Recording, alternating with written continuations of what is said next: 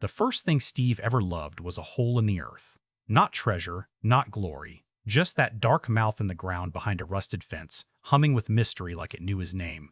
As a kid, he'd stand there gripping the bars, eyes wide, while grown men disappeared into the mine and came back covered in dust and purpose. He wanted that feeling, needed it. But life had a way of stacking dull little blocks around a dream until you could barely see it anymore. And years later, Steve is grown, exhausted, and selling doorknobs to people who never once look him in the eye. Then, one morning, something inside him snaps, quietly. He leaves the shop, follows an old hunger back to that abandoned mine, and steps into the dark like he's stepping into the one version of himself he never got to become. The air down there is cold and metallic. Water drips somewhere far off. His flashlight trembles across broken stone, and then it finds something impossible. A glowing blue crystal, a strange golden cube. He picks them up, fits them together almost without thinking, and suddenly the world tears open. Light, color, wind. He falls into a place that doesn't feel built. It feels imagined. Mountains rise in perfect blocks. Trees stand like they were carved by a patient god. The sky looks too clean, too bright, and when Steve punches a tree in pure panic and the wood actually breaks apart, he just stares at his own hands. Then he laughs. Loud, disbelieving.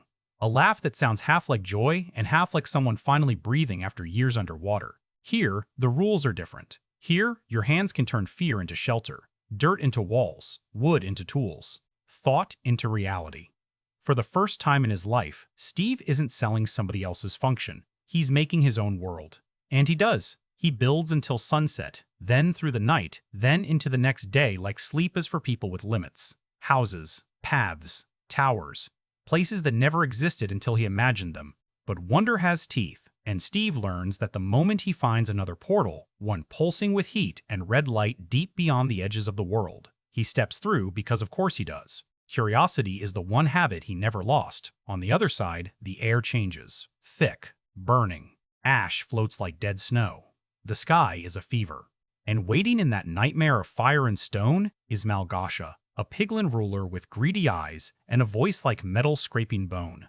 She sees the orb in his hand and understands its power faster than he does. Not just a key, a weapon, a way to control everything bright and living in the overworld. So Steve does the only smart thing he's done all day. He sends his dog Dennis back through the portal with the orb and the crystal, a desperate last-second act of trust, and then Malgosha's guards close in. Chains, fire, a cage. Just like that, the man who found a world built on freedom is trapped inside the ugliest place imagination ever made.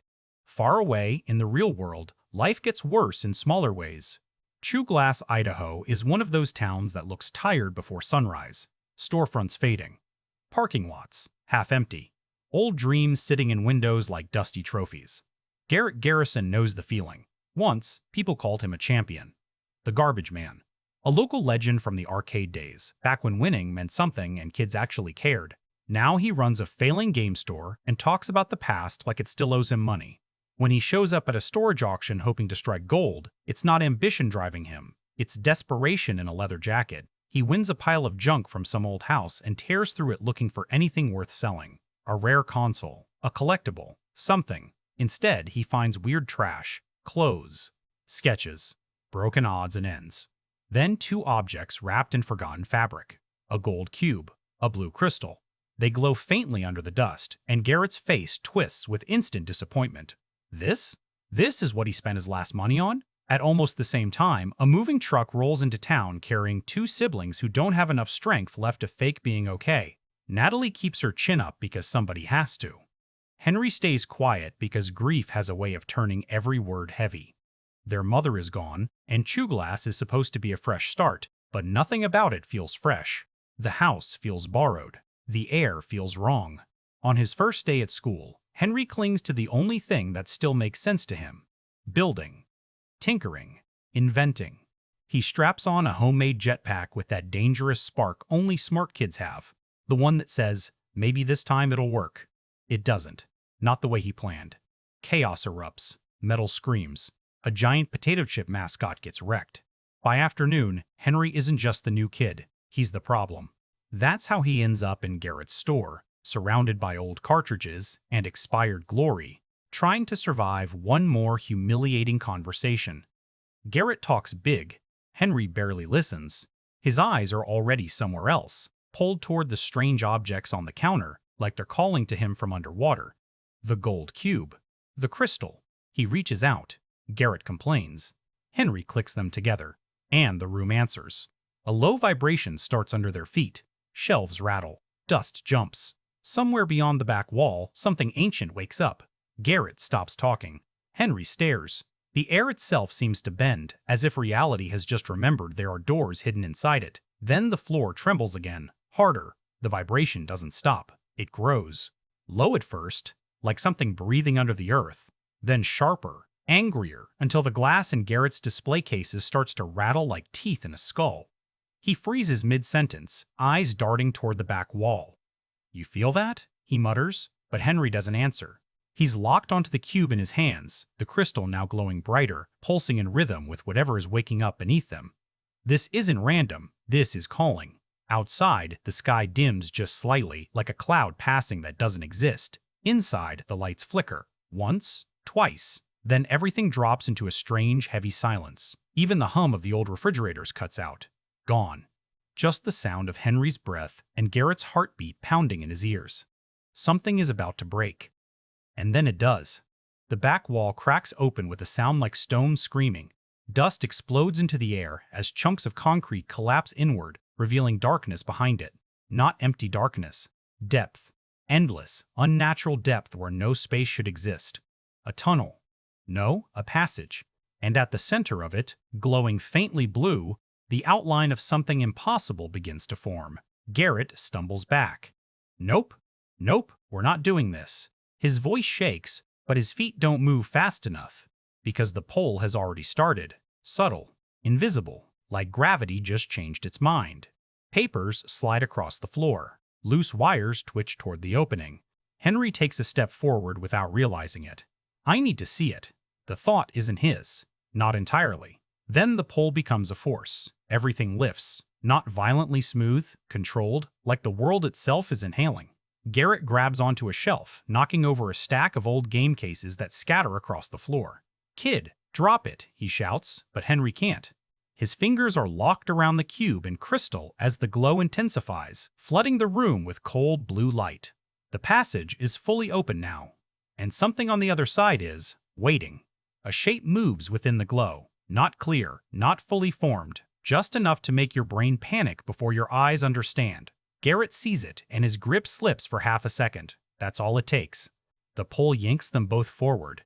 They crash through the broken wall, into the passage, into that impossible space where up and down stop meaning anything. For a moment, there is no ground, no air, just rushing color and fragments of something that looks like code stitched into reality. Garrett screams. Henry doesn't. He's too stunned, eyes wide, watching pieces of another world flash past like memories he's never had. Then, impact. Hard, solid, real. They hit grass, actual grass. Bright green, too perfect, stretching out in every direction under a sky so blue it hurts to look at. Garrett groans, rolling onto his back, clutching his ribs. Okay, I'm dreaming. Definitely dreaming. But the smell of fresh earth fills his lungs.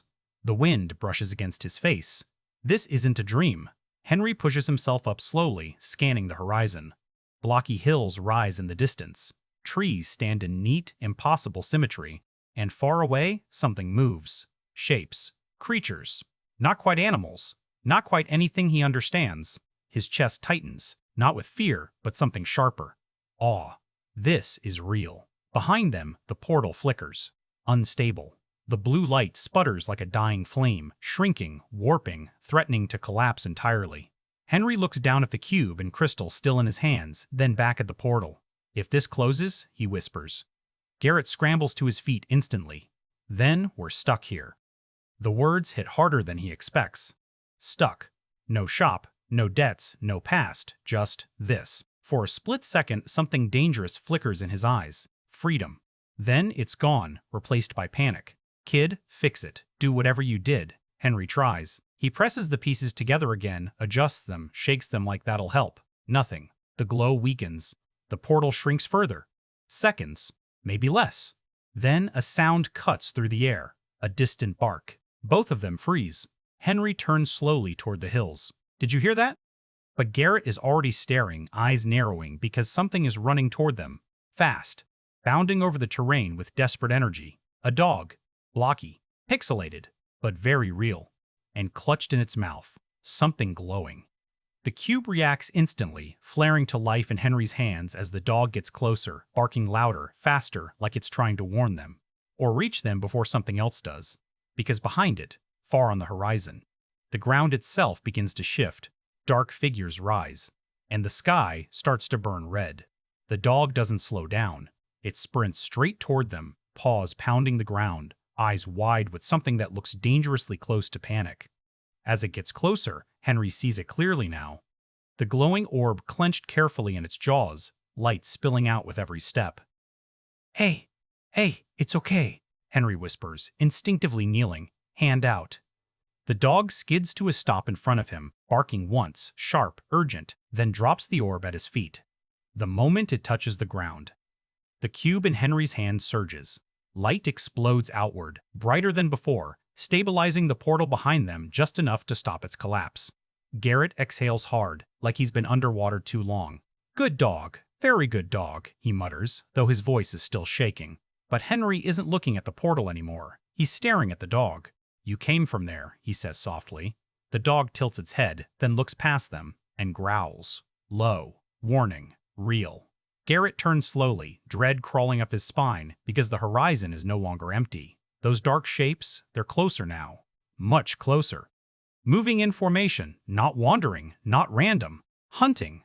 The sky deepens into a sick red hue, bleeding across the blue like a wound spreading. The air shifts, warmer, heavier, carrying a faint metallic smell that doesn't belong in a place this green. Henry feels it in his chest. Something is wrong. Deeply wrong. Then he sees them clearly. Piglins. Dozens of them crest the hill, their blocky forms armored, weapons glinting under the warped sky.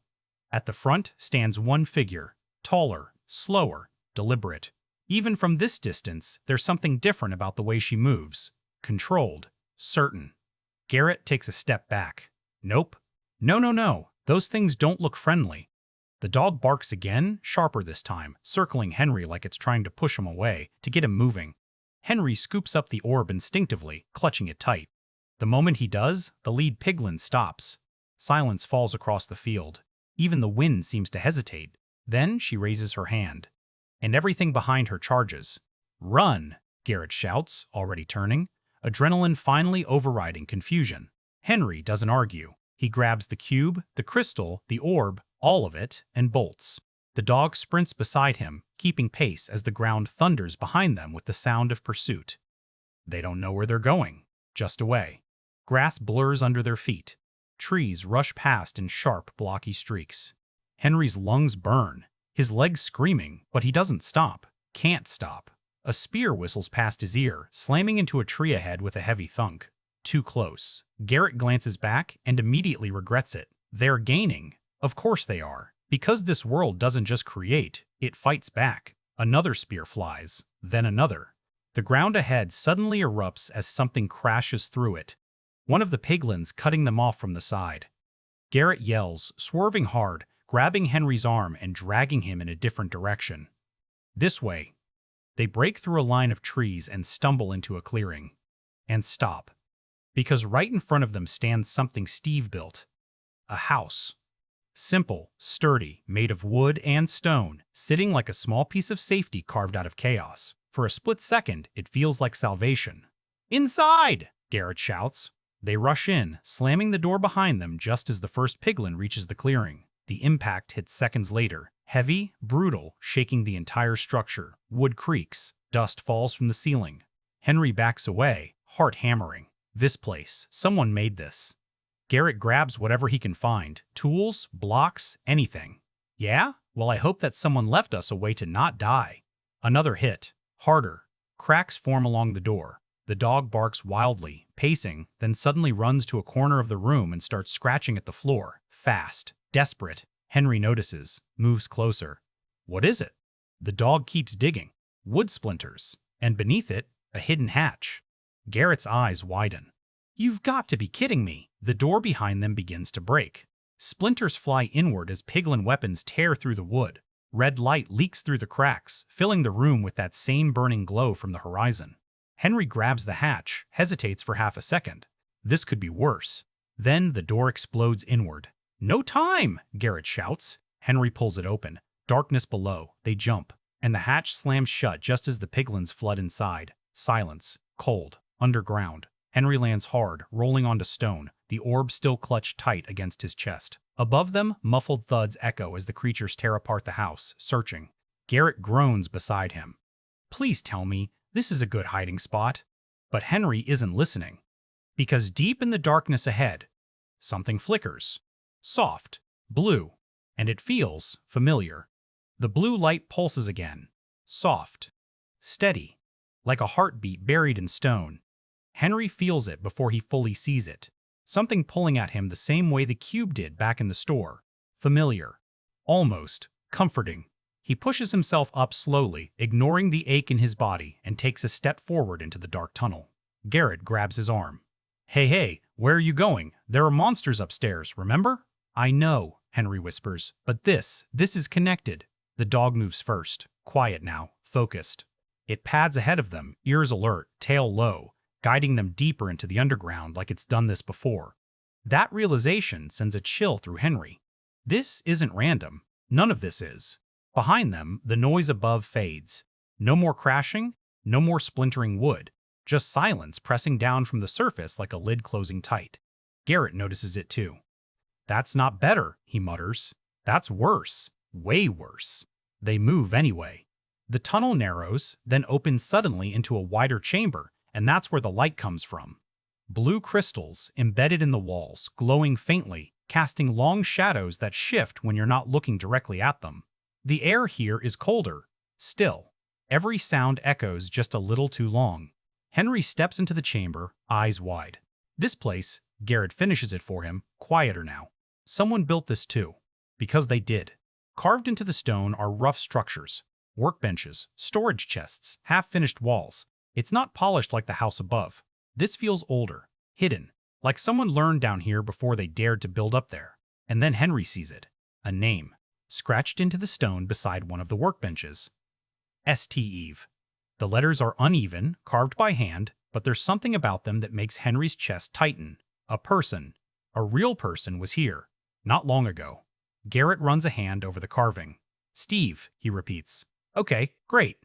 So we're in some guy's underground bunker in a block world being hunted by pig things. Fantastic." But Henry isn't listening anymore. Because the orb, it's reacting again, stronger this time. The glow intensifies in his hands, lighting up the entire chamber, and suddenly, the crystals around them respond, flickering in sync like they're part of the same system. The air hums, low, alive, and then, a voice, not loud, not external, inside, fragments, broken, like an echo trapped in time.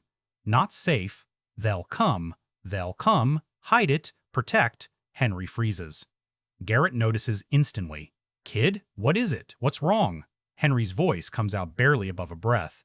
"He was here, Steve. He knew." The orb pulses again, and this time the chamber shifts. Not physically, visually.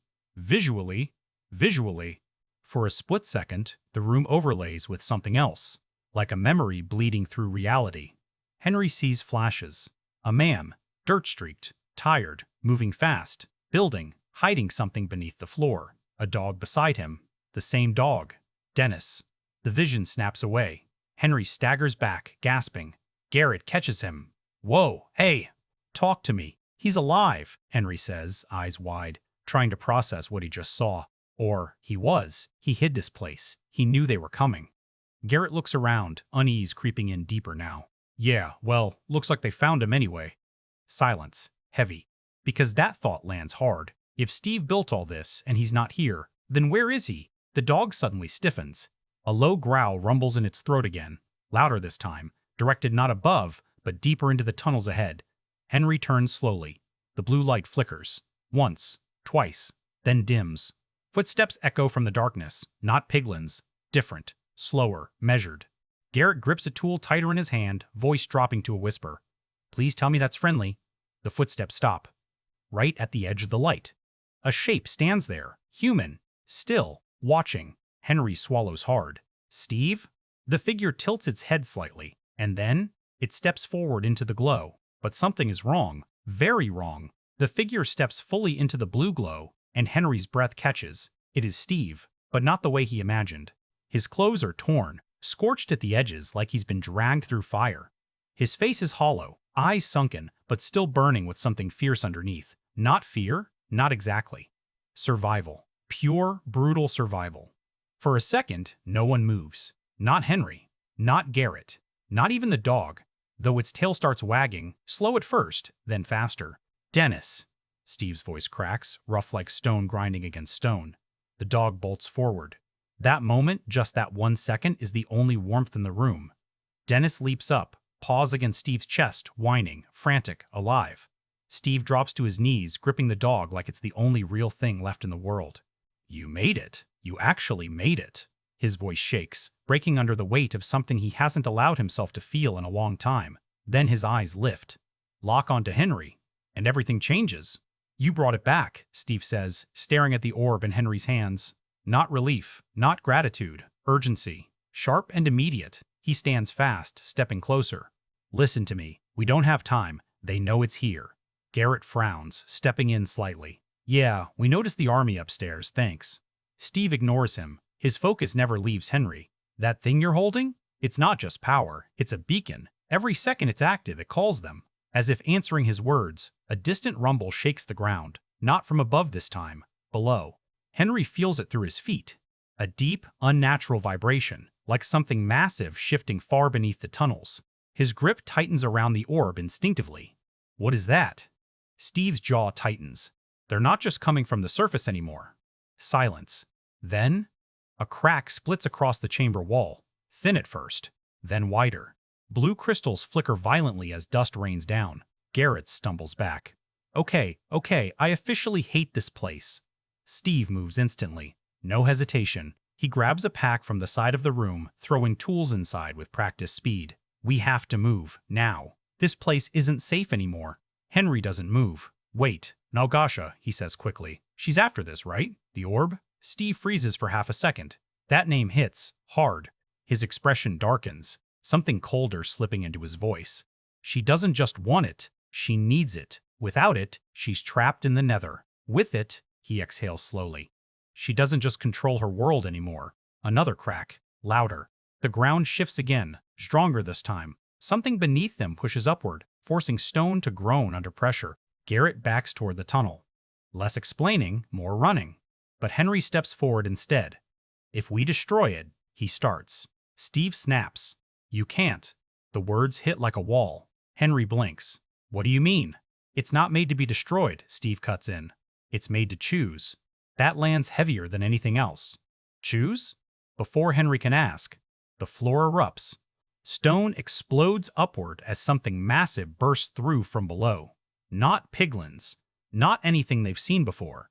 Dark, blocky creatures with glowing red eyes claw their way into the chamber, their bodies twisting unnaturally as they pull themselves free from the ground itself. Garrett yells. Nope. Nope. That's new. That's very new. Steve grabs Henry's arm this time. Hard. We move.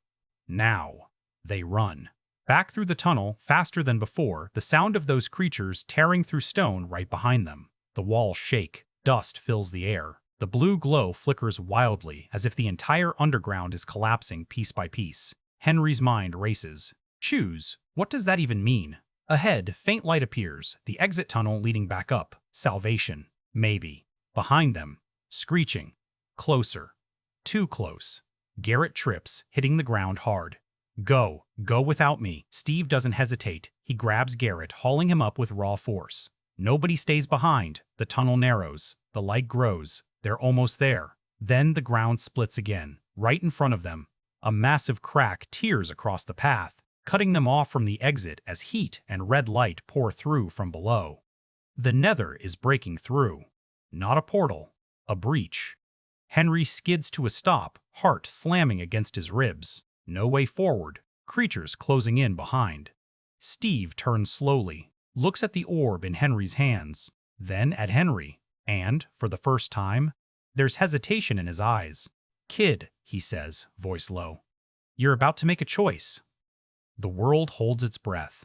Henry feels it, the weight of everything pressing down into this one moment.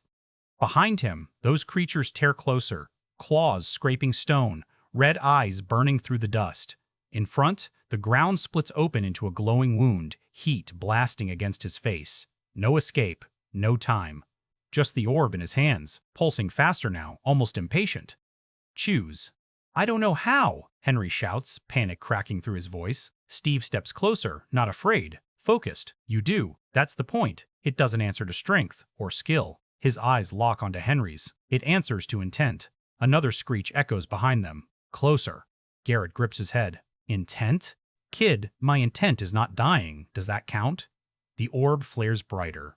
Henry looks down at it, breathing hard. His thoughts scatter. Fear, confusion, flashes of everything that's happened in minutes that feel like hours. His mom, the move, the failure at school, always messing things up. Not this time. He tightens his grip. What happens if I get it wrong? He asks. Steve doesn't answer immediately. That silence says enough. The ground shakes violently. One of the creatures lunges forward, claws slamming into the stone just feet behind them, dragging itself closer with unnatural force. The tunnel won't hold much longer. Henry closes his eyes. Just for a second. Everything fades. The noise, the fear, the chaos. He focuses on one thing. Not running. Not hiding. Protecting.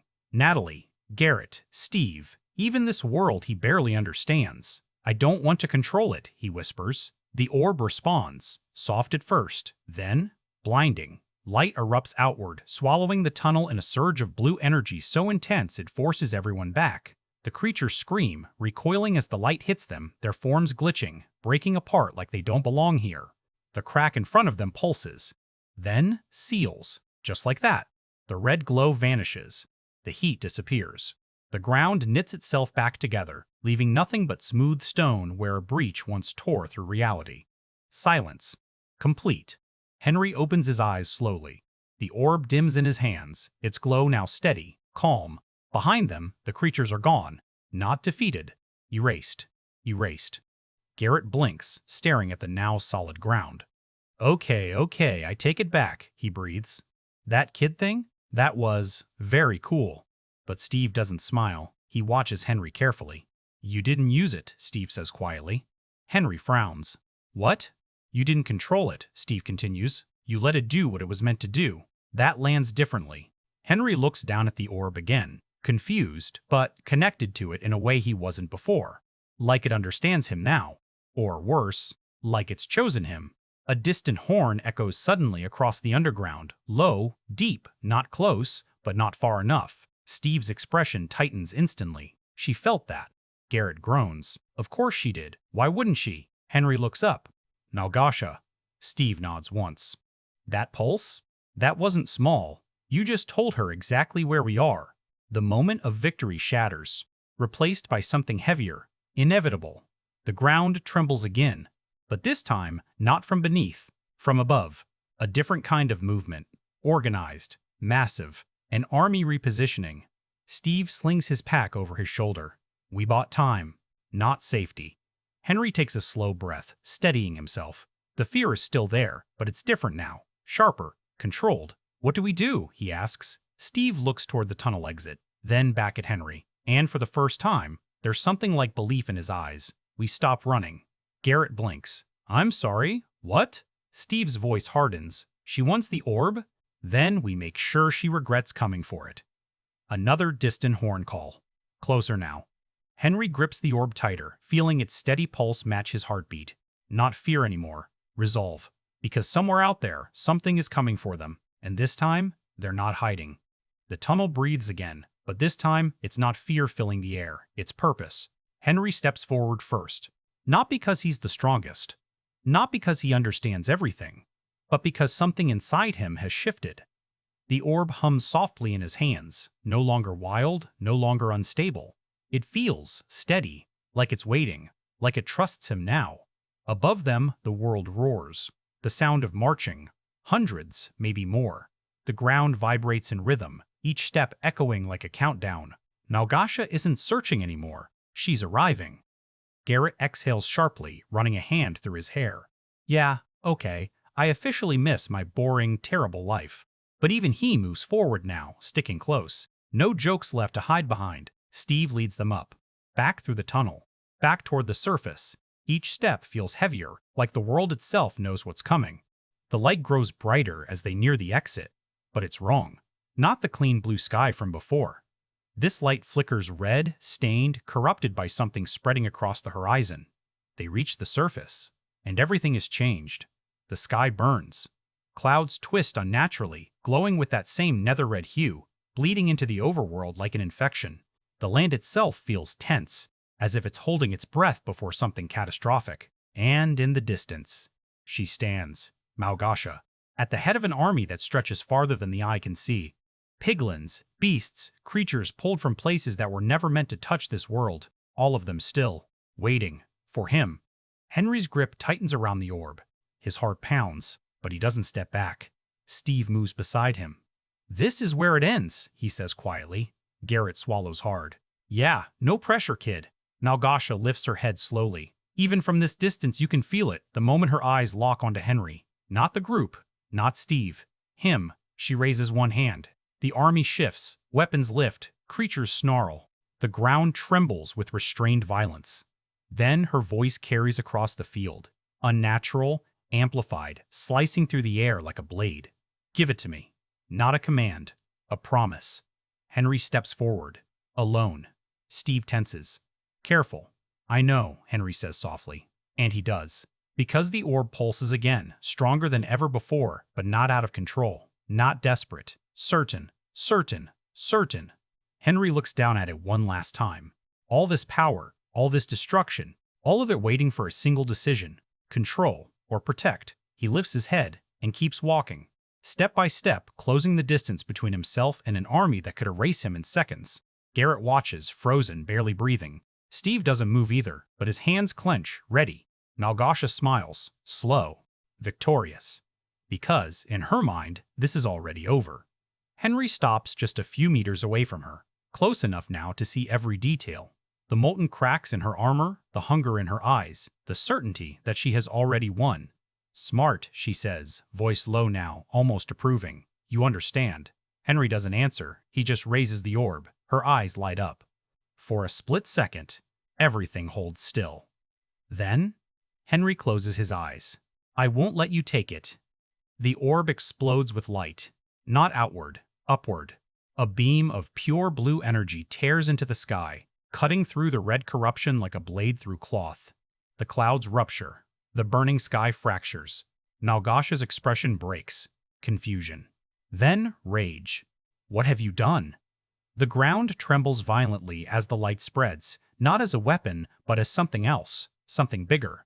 The world itself begins to respond. Trees shift. Stone rises. The very terrain reshapes, bending, building, defending. Not destruction, creation. The army surges forward, but the ground rises against them. Walls forming instantly, structures erupting from nothing, cutting off their advance. Creatures slam into barriers that didn't exist seconds ago. Henry falls to one knee, the power surging through him, overwhelming but controlled. "I'm not controlling it," he gasps. Steve watches, realization hitting hard. "He's becoming part of it," Malgosha screams, charging forward herself now, breaking through the forming structures with raw force, fury driving every step. "It's mine." Henry looks up, just as she reaches him. And for the first time, he isn't afraid. The light surges one final time. Blinding. Absolute. Then, silence. The sky clears. The red is gone. The army. Gone. Malgosha. Gone. Malgosha. Gone. Malgosha. Gone. Just like that. Henry lies on the ground, breathing hard, the orb dim and quiet in his hand. Garrett stares, speechless. Steve steps closer, slowly. "You didn't destroy her," he says. Henry shakes his head weakly. No, he looks at the orb, then at the world around him, peaceful again, like nothing ever happened. "I sent her back." Silence settles over them. Soft. Real. The wind moves gently through the trees. And for the first time since this began, everything is still. Steve exhales slowly, a weight lifting off him that's been there longer than words can explain. Garrett lets out a shaky laugh. Okay, that was insane." Henry manages a small smile, but his eyes drift to the horizon. thoughtful. Because somewhere, deep beyond that sky, Malgosha still exists, just waiting. Jared Hess was a strange choice on paper, which is exactly why a Minecraft movie makes sense at all. This is the filmmaker behind Napoleon Dynamite and Nacho Libre, a director whose entire career has been built on awkward sincerity, deadpan absurdity, and worlds that feel just a little off-center. Hand him a property as massive and formless as Minecraft, a game with no fixed protagonist, no canonical plot, and a player base that spans children, teens, nostalgic adults, and chaos-loving internet culture. And the assignment becomes less adapt the game, and more find a tone that can survive the impossible. Warner Brothers released the film on April 4, 2025, with legendary Mojang Studios, Vertigo Entertainment, and Jason Momoa's on the roam among the production companies, and that scale alone tells you this was never a small swing. What makes Hess interesting here is that he has never directed like a committee-approved blockbuster machine. Even when his films are broad, they come from a deeply specific comic wavelength.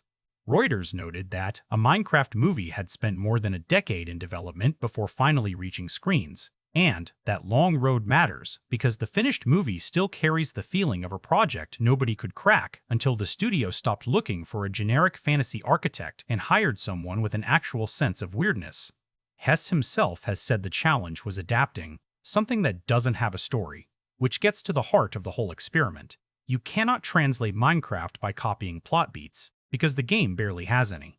You have to translate a feeling: freedom, invention, silliness, danger, and the joy of making nonsense feel personal. And that is where Hess becomes more than a quirky hire. He becomes the film's central argument. Minecraft has always been about creation through limitation, blocks, rules, recipes, survival, then imagination exploding out of those boundaries. Hess works in a surprisingly similar register. His comedy is rigid on the surface. Flatline readings, stiff framing, awkward pauses, but inside that structure, chaos blooms. That makes him a better philosophical fit for Minecraft than a safer franchise hand might have been. The movie's basic premise: 4 misfits pulled into the overworld and guided by Steve sounds like standard studio fantasy scaffolding, and in some ways it is. But Hess's sensibility gives that scaffolding personality. Even critics who weren't fully sold on the final result noticed traces of his voice inside the machinery, with The New Yorker describing the film as a blend of game adaptation and Hess's signature eccentric style, even when the studio framework constrained him. There's also something deliciously appropriate about Hess, of all people, directing a film rooted in the aesthetics of bad haircuts, square animals, bizarre villagers, and emotional sincerity that can turn silly in a second.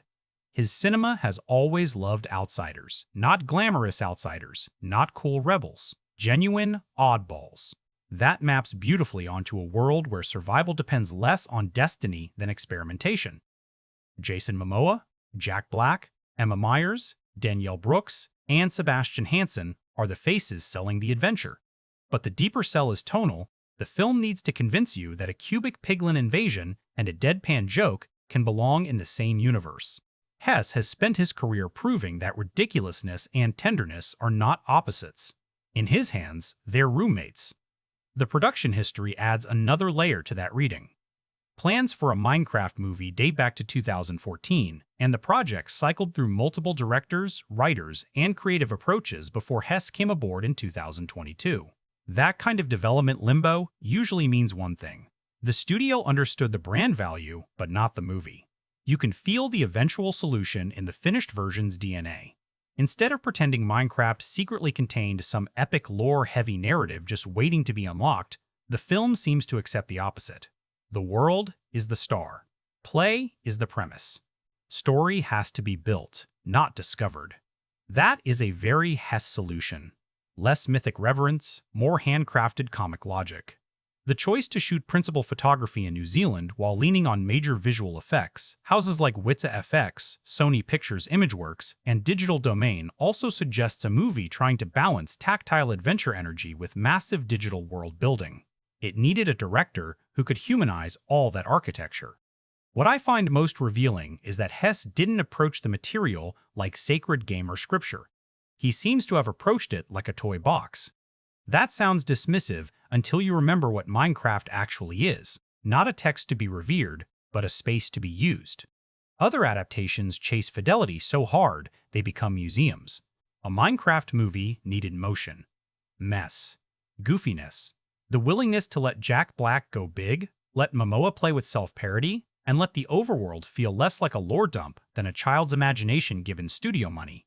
Even the film's later box office explosion, $162.20 million domestic opening weekend, on its way to about $961.20 million worldwide, suggests audiences responded to that looseness, whether critics fully did or not. Hess didn't solve the paradox by making Minecraft more respectable. He solved it by making it playable. So the creative genesis of a Minecraft movie really comes down to one smart realization. This property did not need a translator. It needed a tone setter. Jared Hess brought one. Maybe not a flawless one, maybe not a universally beloved one, but absolutely a distinct one. He gave a potentially anonymous brand extension, a pulse, an eccentric comic rhythm, and just enough offbeat personality to keep it from feeling mass-produced. And once that vision was in place, the next challenge became even trickier, building an actual screenplay sturdy enough to hold that world together.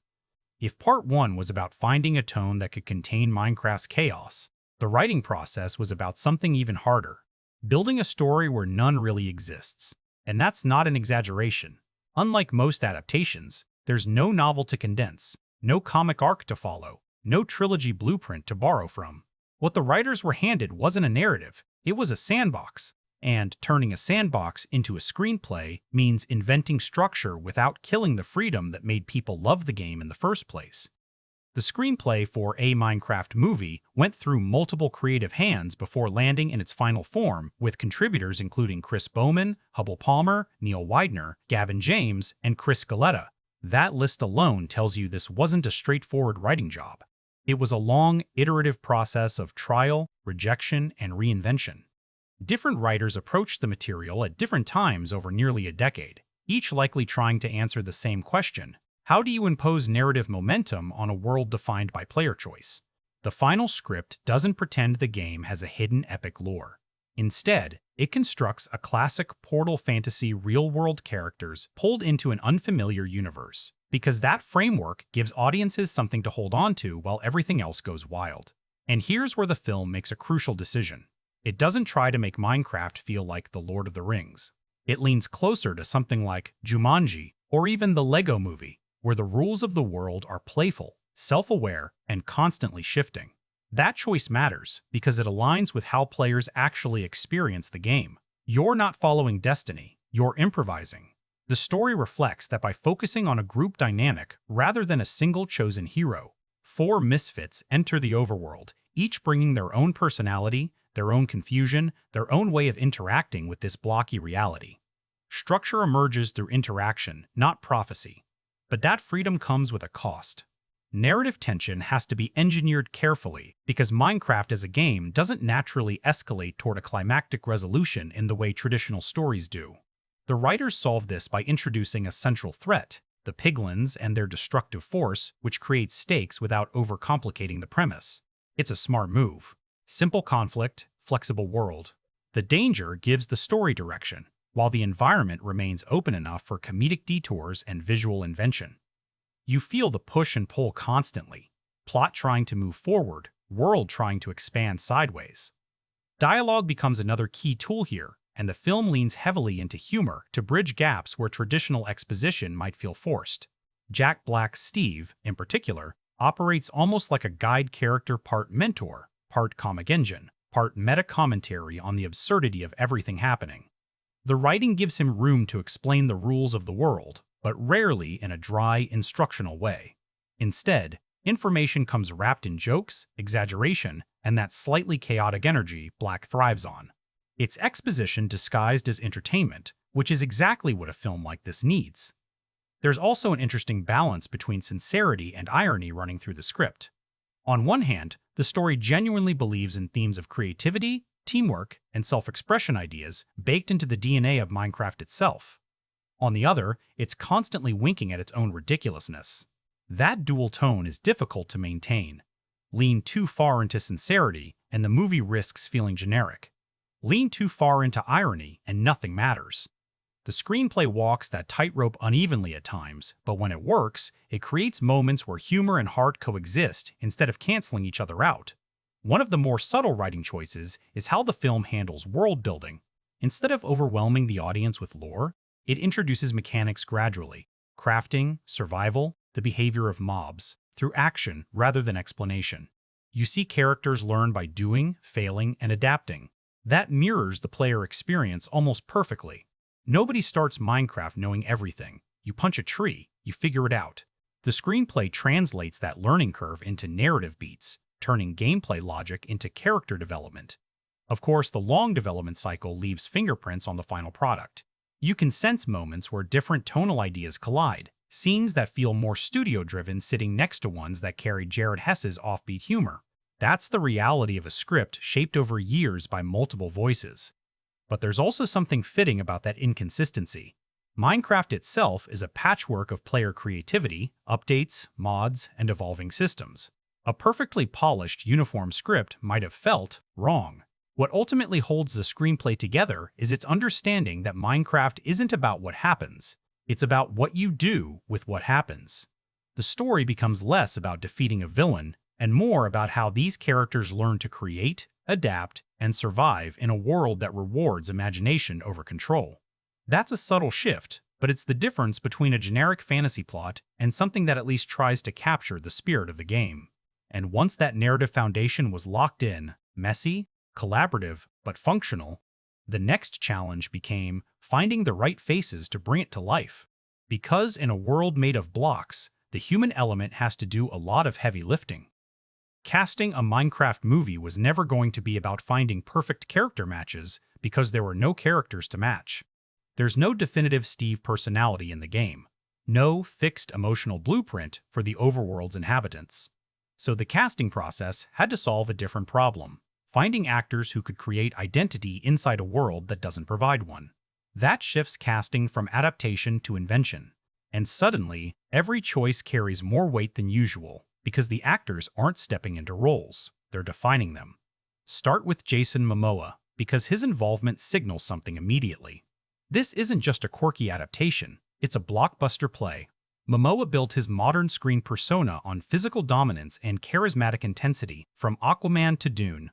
But here's the twist: a Minecraft movie doesn't need another invincible warrior. It needs someone willing to bend that image, maybe even poke fun at it. That tension between what audiences expect from Momoa and what the film actually requires becomes part of the casting strategy. You're not just casting strength, you're casting awareness of strength. Then there's Jack Black as Steve, and this is where the movie's tone really locks in. On paper, Steve is a blank slate. In practice, casting Jack Black turns him into something else entirely, a comedic engine with unpredictable energy. Black doesn't play characters quietly. He expands them, exaggerates them, fills every gap with personality. That's risky because it can overwhelm a film, but it's also exactly what Minecraft needs. A silent, stoic Steve might have been accurate to the game, but it would have been dramatically dead. Black turns exposition into performance, rules into jokes, and guidance into chaos. Suddenly, the audience isn't just learning how the world works, they're enjoying the process. The supporting cast follows a similar philosophy. Don't search for realism, search for energy that can survive the absurdity. Emma Myers, coming off the success of Wednesday, brings a grounded relatability that anchors the chaos. She's the audience surrogate, the one reacting the way viewers might if they were dropped into a cubic wilderness with monsters and crafting tables. That grounding matters. Without it, the film risks floating away into pure cartoon logic. Myers provides friction, the human response to an inhuman world. Danielle Brooks adds something different: presence. There's a confidence to her performances that helps stabilize ensemble scenes. In a story where multiple characters are reacting, adapting, and often panicking, you need at least one figure who feels emotionally centered. Brooks gives the film that balance. She doesn't compete with the chaos, she shapes it. That's a subtle but crucial distinction. And then there's Sebastian Hansen, representing the younger perspective. His role isn't just about age. It's about embodying the core audience that grew up with Minecraft. Kids and teens didn't just play this game, they lived in it, built identities inside it. So casting someone who can tap into that sense of wonder, confusion, and creative instinct becomes essential. Hansen's presence connects the film back to its roots, reminding you that beneath the spectacle, this is still a story about discovery. What's fascinating is how little traditional casting logic applies here. There are no iconic character arcs to honor, no beloved interpretations to live up to. Instead, the process resembles assembling a band. Each actor brings a distinct frequency. Momoa's physical charisma, Black's comedic explosiveness, Myers' grounded relatability, Brooks' emotional stability, Hansen's youthful curiosity. The question isn't who fits the role, it's do these energies create something interesting when they collide? Chemistry tests would have been critical here, even if they weren't publicly documented in detail, because this film lives or dies on interaction. The world is artificial. The stakes are heightened. The only thing that can make it feel real is how these actors bounce off each other. You can imagine early readings focusing less on line delivery and more on rhythm. Who interrupts who reacts, who leads a scene versus who destabilizes it. That's where ensemble casting becomes an art form. There's also an undercurrent of strategic casting at play. Jack Black brings comedic credibility and cross-generational appeal. Momoa brings blockbuster presence and global recognition. Myers connects with younger streaming-era audiences. Brooks carries critical respect and dramatic weight. This isn't accidental. It's a calculated blend designed to pull in different audience segments without feeling like a checklist. When it works, it feels organic. When it doesn't, you start to see the machinery. But here's what makes the casting of a Minecraft movie genuinely interesting. It embraces the idea that the characters don't exist until the actors define them. That's rare in adaptations. Usually, actors are measured against something pre-existing. Here, they are the starting point. Every line reading, every comedic beat, every emotional moment becomes part of the character's creation process in real time. And that freedom carries into performance expectations. These actors aren't just delivering dialogue, they're helping establish how this world behaves. Is it serious? Silly? Self-aware? Emotional? The answer shifts depending on who's on screen and how they play it. That fluidity can feel uneven, but it also gives the film a kind of unpredictability that fits the Minecraft spirit. Because in the end, casting this movie wasn't about accuracy, it was about possibility. And once those possibilities were locked in, the real test began. Seeing how these actors transformed raw potential into actual performances that could carry the film. There's a moment early in a Minecraft movie where you realize something quietly important. This film lives or dies on performance, not plot. The story gives structure, sure, but the emotional and comedic weight? That rests squarely on the shoulders of its leads.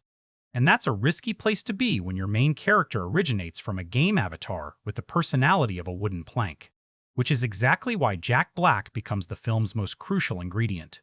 Black doesn't approach Steve like a character to be interpreted. He treats him like a vacuum to be filled. And filled he is. Loud, erratic, strangely heartfelt, occasionally exhausting. But here's the thing. It works more often than it doesn't. Watch how he delivers exposition.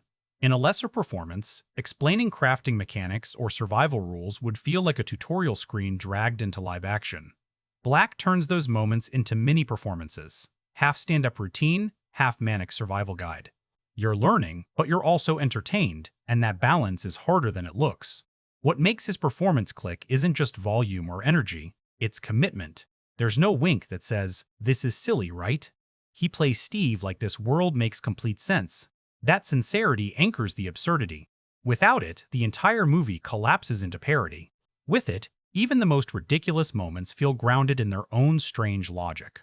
And when the film slows down, rarely, but it does, Black finds flickers of genuine warmth that remind you, Steve isn't just a guide. He's someone who belongs here in a way the others don't.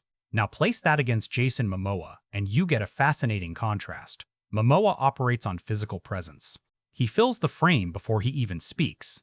But instead of leaning fully into his usual heroic archetype, he plays with it. There's a looseness here, a willingness to look slightly ridiculous, slightly out of place, that becomes part of the performance's charm. His character doesn't dominate the world, he reacts to it. And watching someone built like a myth struggle to adapt to a blocky, rule-bound universe creates a kind of visual irony the film smartly leans into. Their dynamic is where things get interesting. Black's chaos meets Momoa's grounded intensity, and the result is a push-and-pull rhythm that keeps scenes alive. One expands, the other stabilizes. One explains, the other questions. It's not always perfectly balanced. There are moments where Black's energy threatens to overwhelm, but when the chemistry clicks, you feel the movie finding its identity in real time. Then there's Emma Myers, who might quietly be doing the hardest job in the film. While Black and Momoa get to play big, Myers has to make the audience believe in the stakes. Her performance lives in reaction, processing the absurdity, grounding the emotional beats, giving viewers a human entry point into a world that doesn't follow human logic. And she does it with a kind of understated control that never feels forced. She doesn't compete for attention. She redirects it. Watch her in group scenes. When everything gets loud, and it often does, she becomes the anchor your eyes return to. That's not accidental, it's craft. She understands that someone has to hold the emotional through line, or the entire narrative becomes noise. And in a film like this, that role is easy to overlook but impossible to replace. Danielle Brooks brings a different energy altogether, confidence with texture. There's weight behind her performance, a sense that her character exists beyond the immediate chaos of the plot. She doesn't just react, she asserts. That distinction gives the ensemble a necessary edge. Without it, the group risks feeling like passengers in the story. Brooks makes sure at least one voice feels like it's steering. And then there's Sebastian Hansen, whose performance taps into something closer to the core of Minecraft itself, curiosity. His reactions feel less calculated, more instinctive. There's a sense of discovery in the way he engages with the world, and that becomes infectious. You start to see the overworld not just as a setting, but as a space to explore. That perspective is vital. Without it, the film would feel like adults playing dress-up in a digital playground. Hansen makes it feel like an actual adventure. What ties all these performances together is a shared understanding, whether intentional or instinctive, that realism isn't the goal. Believability is, and those aren't the same thing. No one behaves realistically in a world made of cubes and monsters, but they behave consistently within that world's rules. That consistency is what sells the illusion. Of course, the performances aren't flawless. Tonal clashes happen. Some emotional beats land harder than others, and there are moments where the film seems unsure whether to lean into parody or sincerity. But even in those uneven stretches, the cast keeps things watchable. They carry the film through its weaker structural moments, which is often the best you can hope for in a project this conceptually strange. Because here's the truth, you don't remember a Minecraft movie for its plot mechanics. You remember it for how it feels when these actors collide inside that world. The energy, the rhythm, the unpredictability, that's performance doing its job. Not just supporting the film, but defining it. And once those performances are locked in, the focus shifts outward from the people inside the world to the world itself. Because building a believable overworld isn't just about visual effects, it's about design. Every block, every structure, every color choice working together to create something that feels both artificial and alive. If the lead performances gave a Minecraft movie its pulse, the supporting cast is what gives it texture. The little shifts in tone, the unexpected moments of balance, the sense that this isn't just a story about a few central figures, but a world populated by distinct personalities. And in a film like this, where chaos is always one step away, that balance becomes essential. Because without a strong ensemble, everything risks tipping into noise. Take Danielle Brooks again, but this time in the context of the group dynamic. She doesn't just stabilize scenes, she redirects them. There's a difference. Stabilizing means holding things steady. Redirecting means actively shaping where the energy goes. In ensemble moments where Jack Black's unpredictability or Jason Momoa's physical presence could dominate, Brooks subtly shifts the rhythm. A line delivered with firmness instead of panic. A reaction that cuts through the absurdity rather than amplifying it. It's controlled energy, and it keeps the film from spiraling. Now contrast that with Emma Myers, who operates almost like an emotional lens. Where Brooks shapes the group externally, Myers processes it internally. Her performance invites the audience to feel alongside her rather than be told how to feel. That distinction matters in a film filled with exaggerated moments. When everything around her is heightened, her restraint becomes the most noticeable thing on screen. It's not about stealing scenes. It's about grounding them so they actually land. And then, there's Sebastian Hansen, whose role within the ensemble feels almost thematic. He represents curiosity, but more importantly, he represents adaptability. Watch how his character engages with the overworld compared to the others. There's less resistance, more experimentation. That dynamic creates contrast within the group itself. Some characters try to control the environment, others try to understand it. Hansen's performance leans fully into that second approach, and it quietly reinforces the film's underlying idea. Survival here isn't about strength, it's about learning. What's fascinating is how the ensemble doesn't function like a traditional hierarchy. In most adventure films, you can clearly map who leads, who supports, who follows. Here, that structure feels more fluid. Scenes shift depending on who takes emotional or comedic control in the moment. Sometimes it's Black driving chaos, sometimes Momoa grounding it, sometimes Myers reframing it, sometimes Brooks cutting through it. That unpredictability mirrors the Minecraft experience itself. No fixed roles, just shifting dynamics based on circumstance. There are also smaller supporting presences, characters who don't dominate screen time but add flavor to the world. Villagers, antagonistic forces like the piglins, background figures that exist more as part of the environment than traditional characters. And yet, even these elements contribute to the ensemble feeling. They're not just obstacles or decorations, they're part of the rhythm. Their behavior, their reactions, even their visual design feeds into how the main cast interacts with the world. And here's where the ensemble either wins you over or loses you completely. Because if you're not buying into the chemistry, the film feels scattered. There's no central emotional spine holding everything together, just a series of reactions and events. But when the chemistry clicks, even briefly, the film finds something close to cohesion. You start to believe these characters belong together, not because the script insists on it, but because their interactions feel earned in the moment. The chemistry itself isn't polished in the traditional sense. It's rough, uneven, occasionally chaotic. But that roughness feels intentional, or at least appropriate. A perfectly synchronized ensemble might have felt artificial in a world built on unpredictability. Instead, what you get is something looser, messier, more reactive than rehearsed, and that aligns with the film's broader identity. There's also an interesting absence worth mentioning. No single supporting character overshadows the leads in a scene-stealing way. That's unusual. In many ensemble films, there's one breakout performance that hijacks attention. Here, the attention is constantly shifting. That could be seen as a weakness. No standout scene stealer, but it can also be read as a strength. The film isn't about one person shining. It's about interaction creating meaning. Of course, that approach isn't without its drawbacks. Some characters feel underdeveloped, their arcs more implied than fully explored. That's the trade-off of ensemble storytelling in a high-concept world. You sacrifice depth for breadth. But the film seems aware of that and leans into immediacy instead of long-form character development. You understand who these people are through how they react, not through extended backstory. And in a strange way, that fits Minecraft perfectly. The game never tells you who you are. It shows you what you do. The ensemble follows the same philosophy. Identity emerges through action, not exposition. So while the leads carry the film's core energy, the supporting cast ensures that energy has somewhere to go.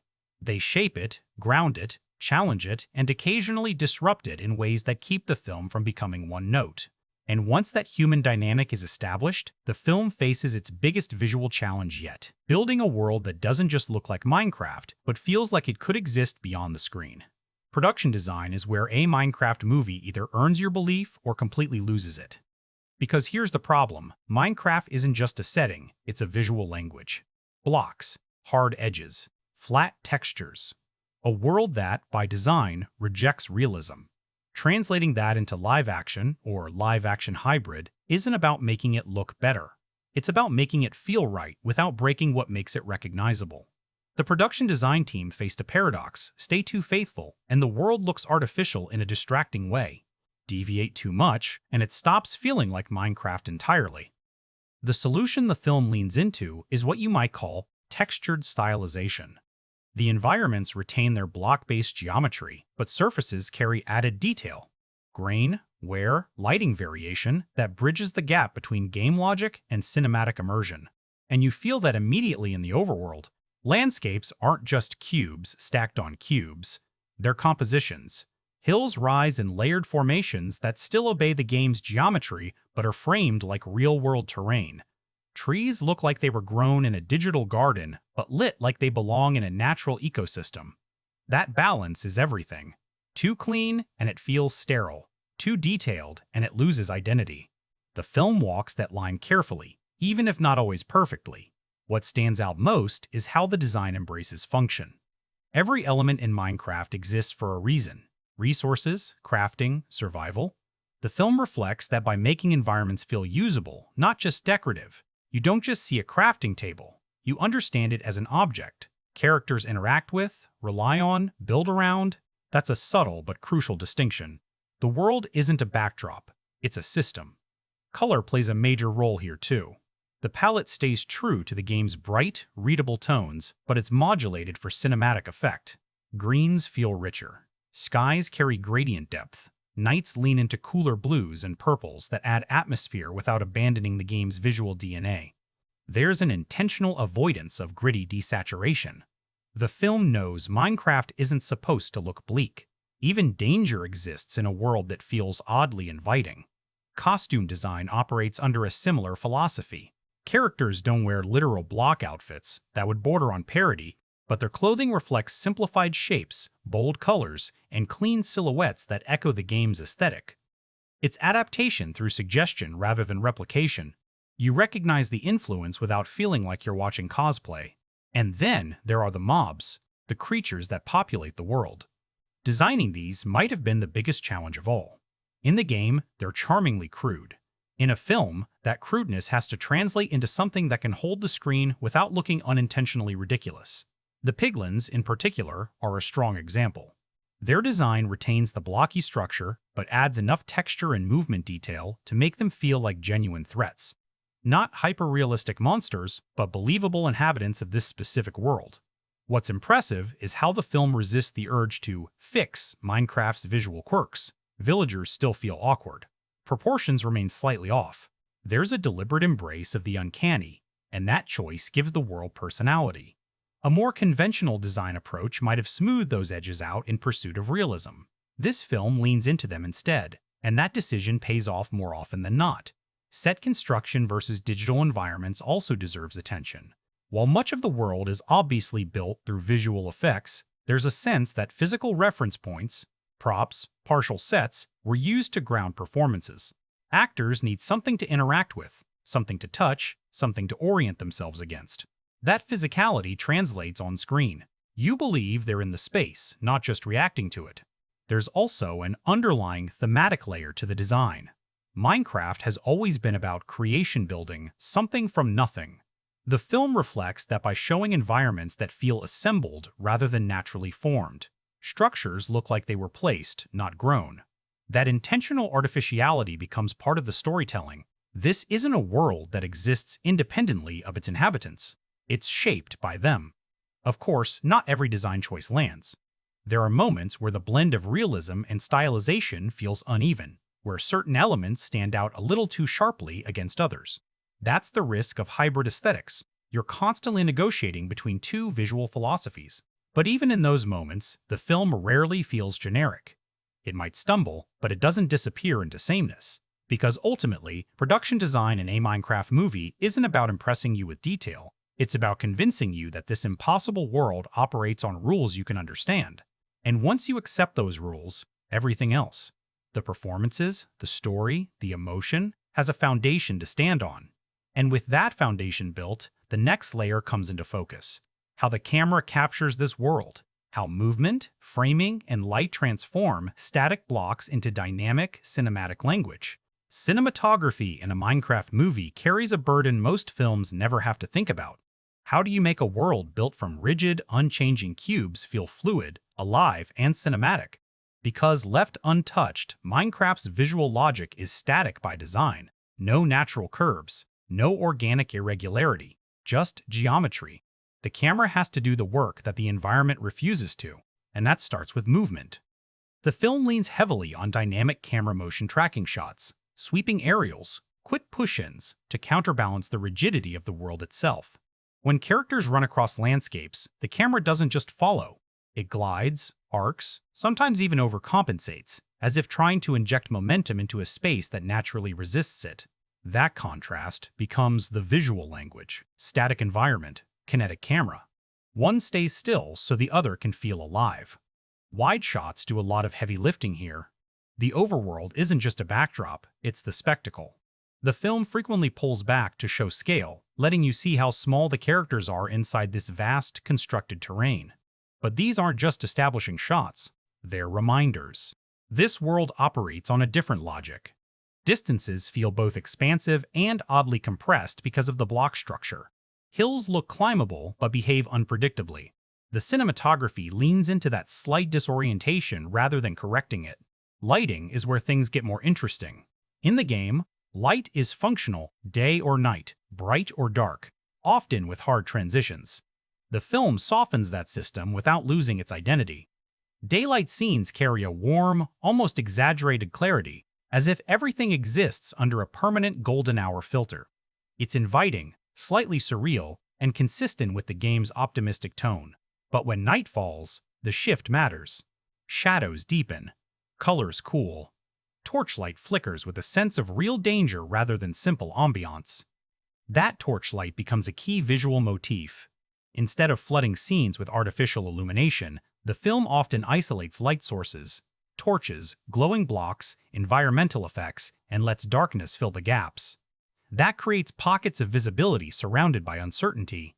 You're not just watching characters navigate space. You're watching them discover it moment by moment. It's a subtle way of translating gameplay mechanics into cinematic tension. Close-ups are used sparingly, and that's a smart choice. In a world defined by scale and structure, too many tight shots would disconnect characters from their environment. When the film does move in close, it's usually for emotional beats or comedic timing. A reaction shot lands harder because it's not the default language. You notice it. It feels intentional. There's also an interesting interplay between digital and physical camera logic. Even though much of the environment is CGI, the cinematography tries to mimic real-world camera behavior: natural lens distortion, depth of field, slight imperfections in movement. That grounding effect keeps the visuals from feeling overly synthetic.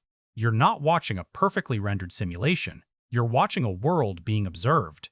Action sequences reveal another layer of the cinematographic strategy. Instead of chaotic, disorienting cutting, the film often favors spatial clarity. You understand where characters are in relation to threats, where they can move, what obstacles exist. That's crucial in a world where geography is part of the challenge. The camera doesn't just capture action, it explains it. But here's where things get complicated.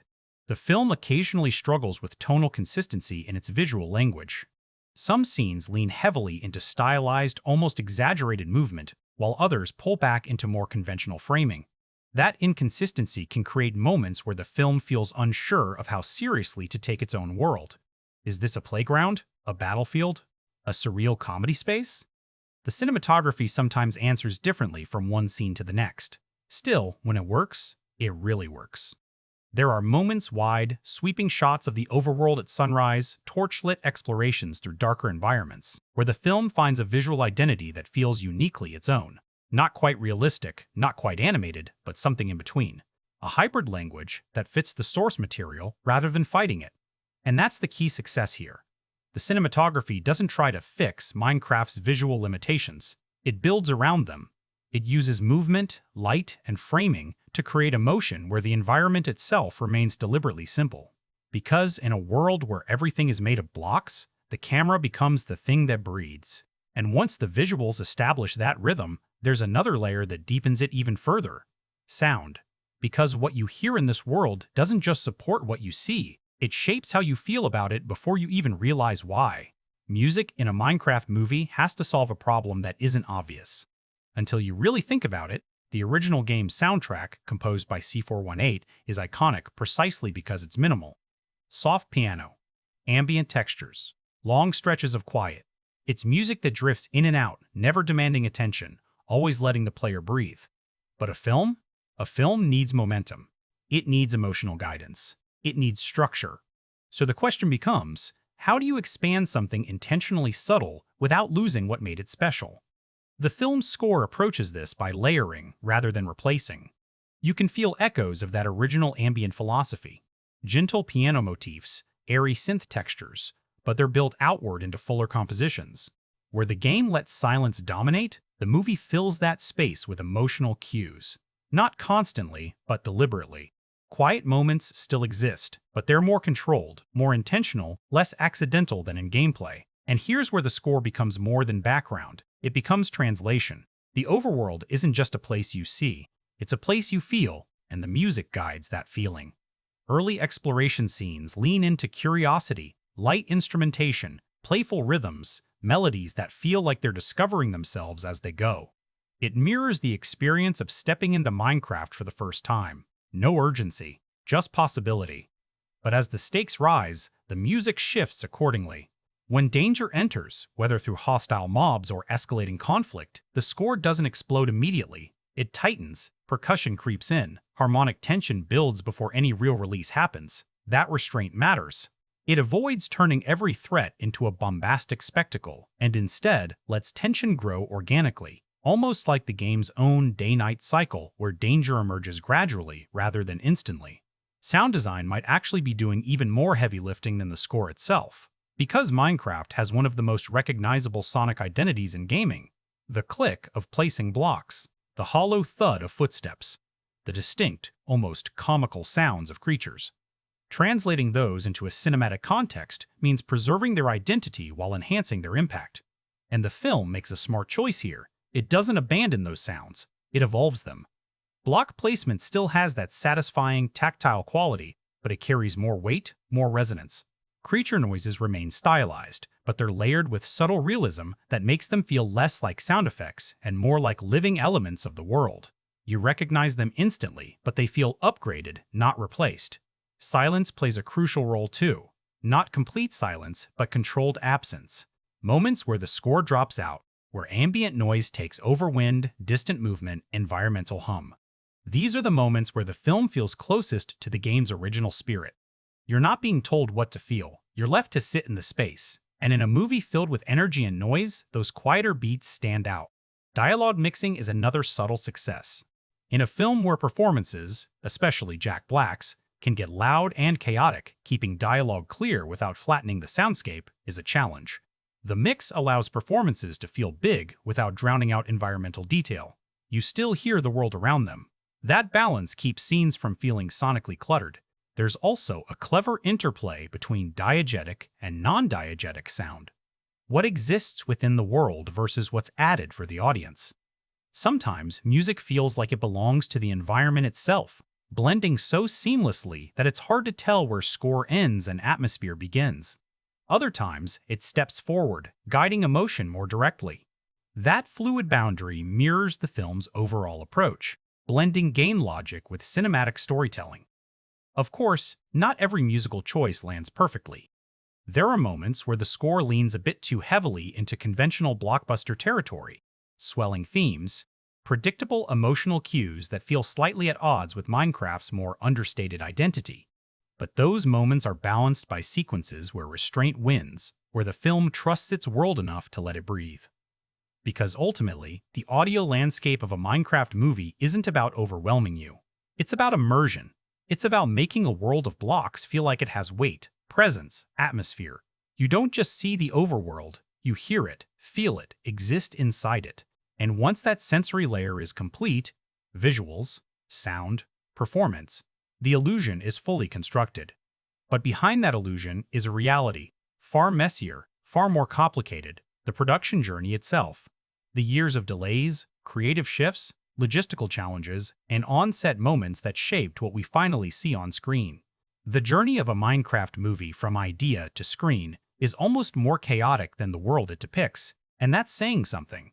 Because this wasn't a smooth production, it was a decade-long puzzle that multiple filmmakers tried and failed to solve before it finally came together. The project was first announced back in 2014, at a time when Hollywood was just beginning to seriously mine video games for blockbuster adaptations. Minecraft was already a global phenomenon, but that popularity came with a strange problem. Everyone knew the brand, but nobody knew what the movie should be. Early versions of the film cycled through different directors, including Sean Levy and Rob McElhenney, each bringing their own vision. None of those versions stuck. Scripts were written, reworked, discarded, release dates were announced, then quietly pushed back. The project became one of those industry stories, a massive property that just couldn't find its shape. And that's where things get interesting. Because when a film spends that long in development, it usually means one of two things. Either the studio is indecisive, or the material itself resists traditional storytelling. In this case, it was both. Minecraft isn't built for narrative. It's built for interaction. Every attempt to force it into a conventional structure likely felt artificial, which explains why so many early iterations stalled. When Jared Hess finally stepped in around 2022, the approach shifted, not by simplifying the challenge, but by reframing it. Instead of asking, what story does Minecraft tell? The production leaned into, what kind of experience does Minecraft create? That subtle change unlocked the project. Suddenly, the goal wasn't to extract lore. It was to build a world audiences could play inside, emotionally and visually. Principal photography took place in New Zealand, a location choice that says a lot about the film's ambitions. This is the same country that gave us the sweeping landscapes of The Lord of the Rings, and while a Minecraft movie isn't chasing that same epic realism, it still benefits from natural scale. Those environments provide a physical grounding for a world that would otherwise exist entirely in digital space. Actors aren't just imagining everything, they're standing in real terrain, reacting to actual horizons, even if those horizons are later transformed into blocky geometry. Of course, the real heavy lifting happened in post-production. Visual effects studios like YFX, Sony Pictures Imageworks, and Digital Domain were tasked with turning that footage into something that felt unmistakably Minecraft without looking unfinished or cartoonish. That's not just technical work, it's interpretive work. Every texture, every movement, every interaction had to be recalibrated. Too smooth, and it loses identity. Too rigid, and it becomes visually awkward. The final result is a constant negotiation between those extremes. On set, the tone reportedly leaned collaborative rather than rigidly controlled. That aligns with Hess's directing style. He's not known for hyper-precision in the way someone like David Fincher might be. Instead, he creates space for actors to experiment, to find rhythm in the moment. And in a film built on unpredictability, that looseness becomes an asset. You can feel it in certain scenes where performances seem to evolve organically rather than follow a strict blueprint. There's also the matter of scale, not just visual, but logistical. Coordinating a film that blends live-action performances with extensive CGI environments requires a level of precision that audiences rarely see. Actors often perform against partial sets, green screens, or placeholder elements that will later become entire worlds. That demands a different kind of performance discipline. You're reacting to something that doesn't exist yet, trusting that it will be there later. And then there are the inevitable challenges, delays, adjustments, creative disagreements that come with any large-scale production. While specific behind-the-scenes conflicts weren't heavily publicized, the film's long development history suggests plenty of internal course corrections. That's not unusual. What matters is whether those adjustments lead to clarity or confusion in the final product. In this case, you can feel both. There are moments where the film feels confident in its identity, where everything clicks, where the world, performances, and tone align. And there are moments where you sense the layers of revision, the different creative voices that shaped it over time. It's not seamless, but it is alive. One of the more fascinating aspects of the production is how it mirrors the game itself. Minecraft is about iteration. You build, you destroy, you rebuild. You experiment, fail, adjust, try again. The film's journey follows that same pattern. Years of false starts, multiple creative resets, and eventually something that works, not perfectly, but distinctly. Because perfection was never really the goal here, completion was. Transformation was. Taking something that shouldn't logically work as a movie and finding a way to make it function on screen. And when the film finally reached audiences, the question shifted from, can this be made? To something far more concrete. Did it actually succeed? That answer lies in numbers. Box office performance, financial impact, the cold, measurable reality of whether audiences showed up or stayed away. The numbers for a Minecraft movie don't just tell a success story, they tell a surprise. Because going into release, This was one of those films that could have gone either way. Massive brand recognition, yes, but also a long, messy development history and a concept that didn't guarantee mainstream cinematic appeal. Video game adaptations have a complicated track record. For every breakout hit, there's a string of expensive misfires. So when the film opened, expectations were high, but certainty was low. And then opening weekend happened. The film pulled in a staggering $106.28 million domestically in its first 3 days. That's not just strong, that's dominant. It immediately positioned itself as one of the biggest openings for a video game adaptation, outperforming industry projections and signaling something crucial. The audience wasn't just curious, they were invested. That kind of debut doesn't come from casual interest. It comes from anticipation built over years, and a property that spans generations. Globally, the film pushed toward approximately $961.2 million, flirting with the billion-dollar mark. That number matters not just because it's large, but because of what it represents. This isn't a sequel. It's not part of an established cinematic universe. It's a first attempt at translating a non-narrative game into a blockbuster film, and it nearly joins the billion-dollar club. That's a statement. Now, context matters. Big budgets come with big expectations.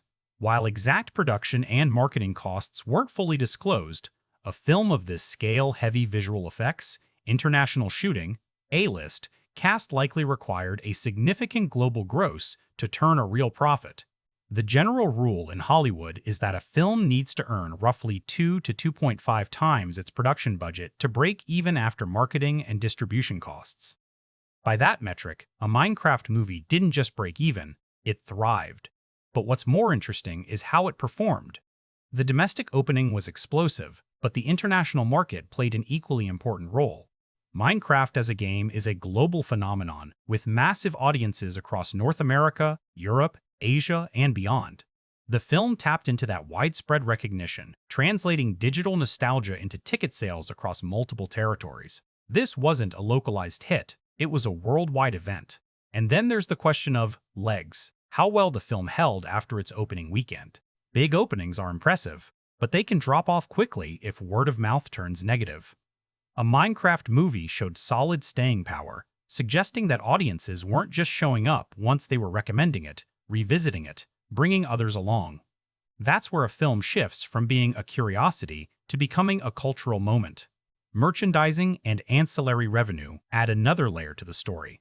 Minecraft is already a merchandising powerhouse. Toys, clothing, collectibles, digital content. The film didn't have to build that ecosystem from scratch. It plugged into it. That synergy amplifies financial success in ways box office numbers alone don't capture. Every ticket sold potentially feeds into a larger cycle of engagement with the brand. Streaming and home media performance also play a role in the modern landscape. While theatrical success remains a key metric, long-term value increasingly comes from digital platforms. A film like this, family-friendly, visually engaging, tied to a beloved property, has strong rewatch potential.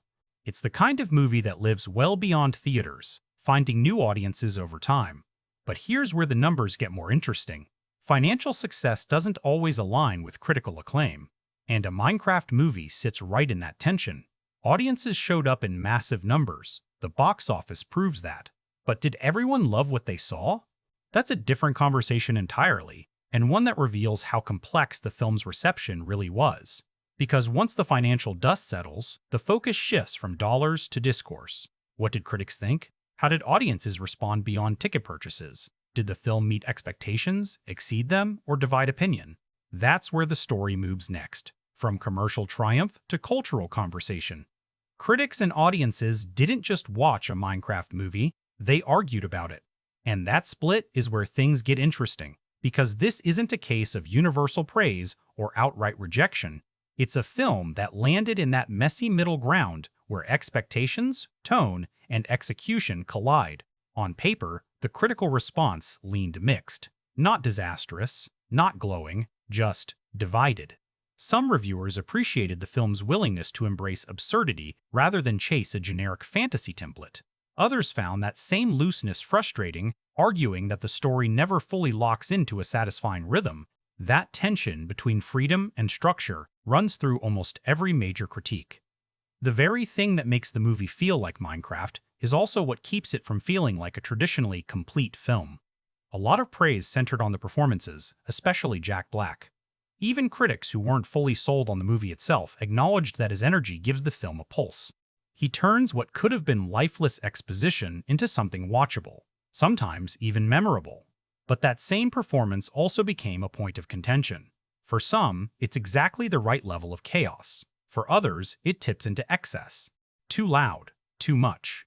It's a perfect example of how tone becomes subjective. What feels vibrant to one viewer feels overwhelming to another. Jason Momoa received a different kind of response. Critics noted his willingness to play against type, to lean into humor rather than pure physical dominance.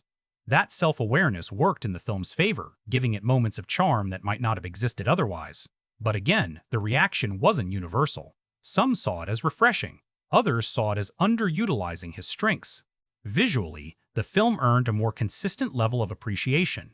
Even skeptical reviews often acknowledge that translating Minecraft's blocky aesthetic into a cinematic format is no small feat, and the film mostly pulls it off.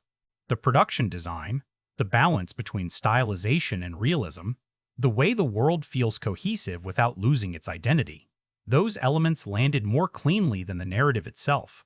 You might not love the story, but it's hard to deny that the world looks like it belongs on screen. Audience response tells a slightly different story. While critics debated structure and tone, general viewers, especially younger audiences and fans of the game, responded more positively. That gap matters. It suggests that the film succeeded in capturing something experiential, something that resonates emotionally even if it doesn't fully satisfy analytically. Families, gamers, casual viewers, they weren't dissecting narrative cohesion. They were reacting to energy, humor, spectacle. And that's where the cultural conversation really takes shape. A Minecraft movie didn't become a critical darling, but it didn't need to. It became a shared experience. Memes, online reactions, clips circulating across social media, those things extend a film's life far beyond reviews. Certain comedic moments, exaggerated performances, visual gags, they take on a second life in digital culture. The film becomes part of the internet ecosystem that helped make Minecraft a phenomenon in the first place. There's also an ongoing debate about what a successful video game adaptation actually looks like. For years, the standard was simple: don't be terrible. Recently, that bar has shifted. Audiences now expect films that not only respect the source material, but also stand on their own as cinematic experiences. A Minecraft movie sits right on that line. It respects the spirit of the game, but whether it fully translates into a strong standalone film depends on who you ask. Some critics framed it as a missed opportunity, a chance to do something truly groundbreaking with a unique property that instead settles for something safer. Others saw it as a smart compromise, recognizing the limitations of the source material and building a film that works within those constraints. Both perspectives hold weight. That's what makes the conversation around the film feel ongoing rather than settled. And over time, that conversation can shift. Films like this often get reevaluated. What feels uneven on first viewing can become endearing later. What feels chaotic can start to feel intentional. Especially with younger audiences growing up with it, there's a strong chance a Minecraft movie develops a kind of nostalgic appreciation that goes beyond its initial reception. Because in the end, critical scores capture a moment. Cultural impact unfolds over years. And that brings us to the final question. The one that matters most when everything else is said and done. What does a Minecraft movie actually mean? What themes does it explore, intentionally or not? And where does it ultimately land in the broader landscape of film and pop culture? At its core, a Minecraft movie isn't really about survival or even adventure. It's about creation. That sounds obvious, almost too obvious. But the film keeps circling back to that idea in ways that go beyond the surface. Not just building structures, building identity, building purpose, building meaning in a world that doesn't hand you any. That's the quiet brilliance of adapting Minecraft. There's no built-in narrative telling you who you are or what you're meant to do. You decide that. The film translates this into its characters. People dropped into a space that doesn't define them, forcing them to figure it out through action rather than destiny. No prophecy, no chosen one, just trial, error, and imagination. And here's where the movie gets more interesting than it first appears. The overworld isn't just a setting, it's a reflection of the characters themselves. At the beginning, it's overwhelming, confusing, a place where nothing quite makes sense. But as they learn, crafting, building, adapting, the world starts to feel less hostile and more like an extension of their own creativity. That shift mirrors a deeper theme. Control doesn't come from mastering the environment. It comes from understanding how to work within it. There's also a strong undercurrent of collaboration running through everything. You don't survive Minecraft alone. Not really. You experiment, you fail, you rely on others, you build together. The film leans into that idea, even when the narrative structure feels loose. The characters aren't defined by individual heroism. They're defined by how they interact, how they complement each other, how they fill in each other's gaps. And that ties into something bigger, adaptability over strength. Traditional adventure films often reward power, skill, or destiny. A Minecraft movie rewards curiosity. The characters who succeed aren't the ones who dominate the world. They're the ones who learn from it, who adjust, who experiment. That's a subtle but meaningful shift in genre expectations. There's even a layer of commentary, intentional or not, about creativity in the modern world. Minecraft as a game has always been about giving players tools and letting them create freely. No strict objectives, no forced path. The film reflects that philosophy, even when it wraps it in a more conventional narrative. It's a story about what happens when you're given a blank canvas and told, now make something. Of course, the film doesn't explore these themes with perfect depth. There are moments where the message feels simplified, where the storytelling leans more on spectacle than introspection. But the ideas are there, embedded in the structure, in the performances, in the way the world functions. You can engage with them as much or as little as you want, which, in a way, feels very Minecraft. Now, in terms of legacy, a Minecraft movie occupies a fascinating space. It's not a flawless film. It's uneven, occasionally messy, sometimes caught between tones, but it's also distinct. It doesn't feel like a generic blockbuster wearing a familiar brand. It feels like an attempt, imperfect but genuine, to translate an experience rather than just exploit a property. And that matters. Because video game adaptations are still evolving, for years, they struggled to find a balance between fan service and cinematic storytelling.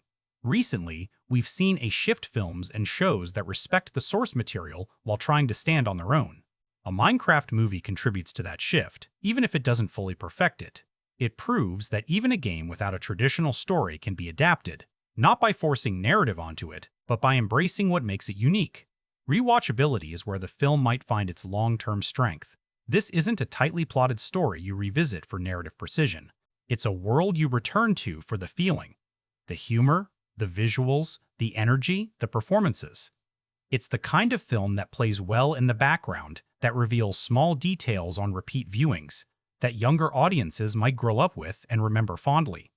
So who is this film for?